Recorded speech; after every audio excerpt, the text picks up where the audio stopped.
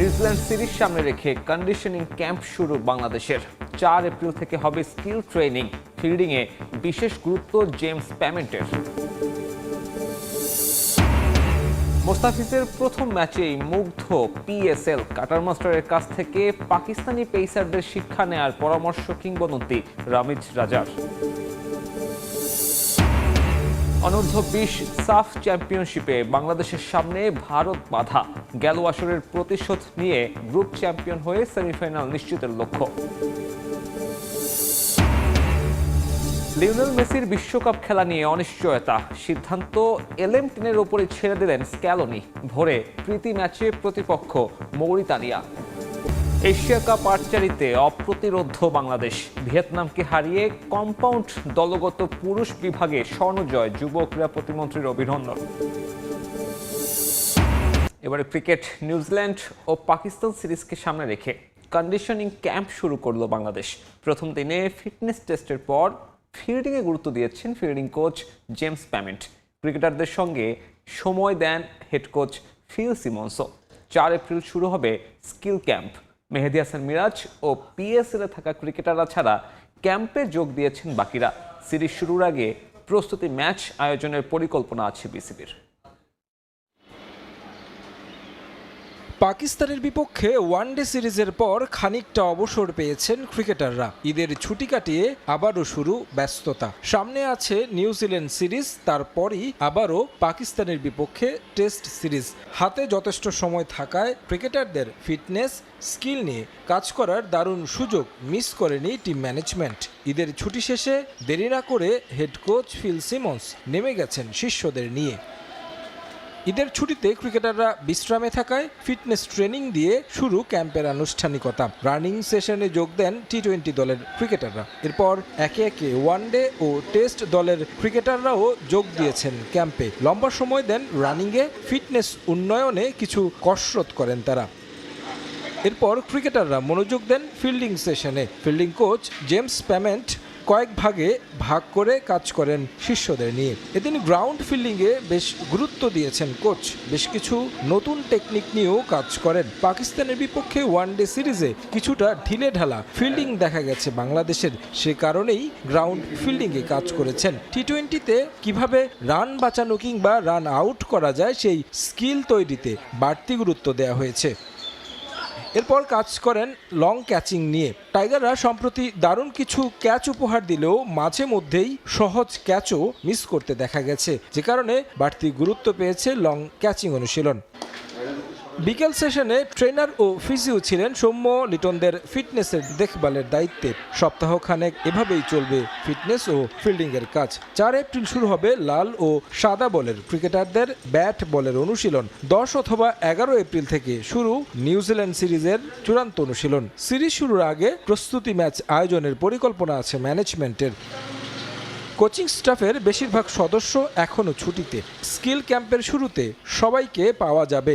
ঘরের মাঠে টানা 2 ওয়ানডে সিরিজ জিতেছে বাংলাদেশ। নিউজিল্যান্ডের বিপক্ষে দারুণ কিছুর অপেক্ষায় টাইগাররা। প্রথম দিনের অনুশীলনে ছিলেন না পিএসএল খেলতে যাওয়া ক্রিকেটাররা, আর মেহেদী হাসান মিরাজও আছেন ছুটিতে। এদিকে পাকিস্তান সুপার লিগের প্রথম ম্যাচের পারফরমেন্সে প্রশংসায় ভাসছেন মোস্তাফিজুর রহমান। তাকে দলে পেয়ে খুশি অধিনায়ক শাহিন আফ্রিদি। কাটার মাস্টারের কাছ থেকে শিখতে চান হারিস রৌফরাও। আর পাকিস্তানি ইয়াংস্টারদের টাইগার পেসারের কাছ থেকে শিক্ষা নেয়ার পরামর্শ দিয়েছেন রামিজ রাজা। এদিকে শুরু না হতেই বিতর্কের মুখে পিএসএল। বলের রং পরিবর্তন আর বেমানান সাউন্ড ইফেক্ট নিয়ে সমালোচনা হচ্ছে ক্রিকেট বিশ্বে। এবারের পাকিস্তান সুপার লিগে বাংলাদেশি ক্রিকেটাররা একটু বেশি সমাদৃত হচ্ছেন। 6 ক্রিকেটার খেলছেন 3 দলে, তবে সবচেয়ে বেশি আলোচনা মোস্তাফিজকে ঘিরে, আর সেটা স্বাভাবিকও। পিএসএল এর নতুন মৌসুমের শুরুতেও কাটারের জাদুতে মুগ্ধতা ছড়িয়েছেন ফিজ। 4 ওভারে 19 রানে 1 উইকেটের বোলিং ফিগারে গুরুত্বপূর্ণ অবদান রেখেছেন লাহোর কালান্দার্সের জয়ে। আসরে শুভ সূচনা করা দলটাও মেতেছে কাটার মাস্টারের বন্দনায়। ফ্র্যাঞ্চাইজি মালিক থেকে শুরু করে সতীর্থ সবাই। আমি আর মোস্তাফিজ কালান্দার্সে একই সময় শুরু করেছিলাম, এখন আবার একসঙ্গে ফিরেছি। সে দারুণ ক্রিকেটার। মুস্তাফিজ সারা বিশ্বের টি-20 লিগে খেলেন, বাংলাদেশের হয়েও দারুণ পারফর্ম করেছেন। আমাদের বোলিং লাইন আপে তাকে পাওয়া ভাগ্যের ব্যাপার। আমিও চেষ্টা করব তার কাছ থেকে শিখতে। পিএসএল ও বিপিএল এর সুবাদে বাংলাদেশের ক্রিকেটের সঙ্গে সম্পর্ক গভীর হয়েছে রমিজ রাজার। টাইগারদের প্রশংসাই করেন পাকিস্তানের সাবেক ক্রিকেটার। কালান্দার্সের ম্যাচে পারফরম্যান্সের পর মুস্তাফিজকে ভাসিয়েছেন প্রশংসায়। লাহোরের কাছে হারিস শাহিনরা আছে। মুস্তাফিজ আশায় অনেক পার্থক্য তৈরি হয়েছে। সে দারুণভাবে গতি পরিবর্তন করতে পারে। অধিনায়ক চাইলে আগ্রাসী কিংবা রক্ষণাত্মক দুইভাবেই তাকে ব্যবহার করতে পারে। পাকিস্তানি ইয়াংস্টারদের উচিত টেম্পারমেন্ট আর গেম অ্যাওয়ারনেসটা তার কাছ থেকে শেখা। এদিকে এসবের মাঝে শুরুর দিনই বিতর্ক জন্ম দিয়েছে পিএসএল এর এই আসর। যুদ্ধ পরিস্থিতিতে ক্লোজ ডোর ম্যাচ হওয়ায় গ্যালারিতে নেই দর্শক। শূন্যতা পূরণে আর্টিফিশিয়াল সাউন্ড ইফেক্ট ব্যবহার করা হচ্ছে, যা খুবই বেমানান, কোনো ক্ষেত্রে হাস্যকর ঘটনা ঘটেছে আরও। ম্যাচ চলাকালীন হঠাৎ সাদা বলের গোলাপি হয়ে যাওয়া নিয়ে ট্রোল, মিমস সামাজিক যোগাযোগ মাধ্যমে। ধারণা করা হচ্ছে হায়দ্রাবাদ কিংসম্যানের জার্সি থেকে রং উঠে বলে লাগায় এমনটা হয়েছে। আর এ নিয়ে রীতিমতো হতবাক বিদেশি ক্রিকেটাররা। জার্সির মান নিয়ে প্রশ্ন তুলছেন অনেকেই। বিশ্বকাপের বাকি মাত্র কদিন, অথচ আর্জেন্টিনা দলে মেসি থাকছেন কিনা তা জানেন না কোচ লিওনেল স্ক্যালোনি। অবাক করা হলেও এমন মন্তব্যই করেছেন আর্জেন্টাইন কোচ। স্ক্যালোনির দাবি, মেসির বিশ্বকাপ খেলার পুরোটাই নির্ভর করছে তার নিজের ওপর। এদিকে আবারও ডি মারিয়ার ফেরা নিয়ে গুঞ্জন তৈরি হলেও তার কোনো সম্ভাবনা নেই বলে সাফ জানিয়ে দিয়েছেন তিনি। বিশ্বকাপের আগে চমৎকার এক মাইন্ড গেমে মেতেছে আর্জেন্টিনা, যে গেমের চরিত্রের নাম মেসি, যাকে চালাচ্ছেন লিওনেল স্ক্যালোনি। পৃথিবীর ইতিহাসে সবচেয়ে দীর্ঘতম গেমও বলা যেতে পারে এটিকে, কারণ কাতার বিশ্বকাপ শেষ হবার পর থেকে শুরু হয়েছে আমেরিকা, কানাডা, মেক্সিকো বিশ্বকাপে মেসি খেলবেন কিনা তা নিয়ে ধোঁয়াশা। বিশ্বকাপ একেবারে নাকের ডগায় চলে আসলেও এখনও তা নিয়ে চূড়ান্ত কোনো নিশ্চয়তা নেই আর্জেন্টিনা ফুটবলের পক্ষ থেকে। প্রশ্ন উঠতে পারে লিওনেল মেসিকে ঘিরে কেন এএফ-এর এই নাটক, যার উত্তর একেবারে স্পষ্ট। মেসি স্কোয়াডে থাকা মানে প্রতিপক্ষের জন্য বাড়তি দুশ্চিন্তা, আর না থাকলে হাফ ছেড়ে বাঁচা। মেসিকে কেন্দ্র করে চুপে চুপে এই মজাটাই নিচ্ছেন স্ক্যালোনি। প্রতিপক্ষদের শেষ মুহূর্ত পর্যন্ত একটু টেনশনে রাখতেই যত সব কৌশল।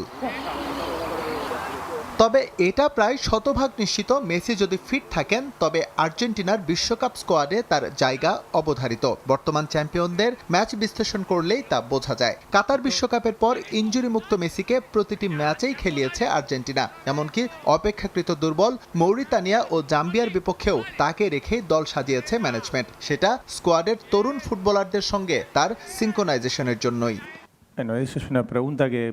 বিশ্বকাপে মেসির খেলা পুরোটাই নির্ভর করছে তার উপর। এ বিষয়ে কিছু বলার নেই। আমি তাকে অবশ্যই দলে চাই, কিন্তু এই সিদ্ধান্ত শুধু মেসিই নিতে পারে। এ ব্যাপারে তার পূর্ণ স্বাধীনতা আছে এবং এটা নিয়ে আমাদের কোনো তাড়াহুড়ো নেই।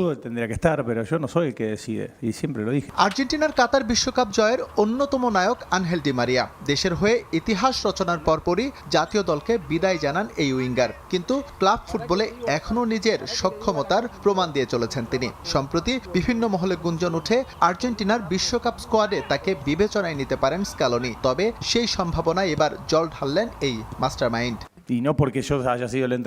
আমার মনে হয় এই বিষয়টি আনহেল ডি মারিয়া নিজেই পরিষ্কার করেছে, সুতরাং এটা নিয়ে বাড়তি কল্পনার কোনো সুযোগ নেই। বিশ্বকাপ এমন একটা স্টেজ, আমি বিশ্বাস করি সেখানে তার খেলার আর কোনো সুযোগ নেই। আর্জেন্টিনার বিশ্বকাপ স্কোয়াডে এবারও চমক উপহার দিতে চলেছেন লিওনেল স্ক্যালোনি। বেশ কয়েকজন তরুণ মুখ এবার সুযোগ পাচ্ছেন আলবিসেলেস্তেদের স্পেশাল 26-এ, তা প্রায় শতভাগ নিশ্চিত। অনূর্ধ্ব 20 সাফ চ্যাম্পিয়নশিপের খবর। পাকিস্তানের পর এবার ভারত চ্যালেঞ্জের সামনে বাংলাদেশ। এক ম্যাচ হাতে রেখে সেমিফাইনাল নিশ্চিত হলেও গ্রুপ চ্যাম্পিয়ন হয়ে শীর্ষ 4-এর খেলার লক্ষ্য লাল সবুজ যুবাদের। বি গ্রুপের শেষ লড়াইয়ের আগে ভালো প্রস্তুতি হওয়ায় ভারত ম্যাচে জয়ের ব্যাপারে আশাবাদী বাংলাদেশ। মালদ্বীপের মালে আন্তর্জাতিক স্টেডিয়ামে ম্যাচ শুরু বাংলাদেশ সময় 5:30।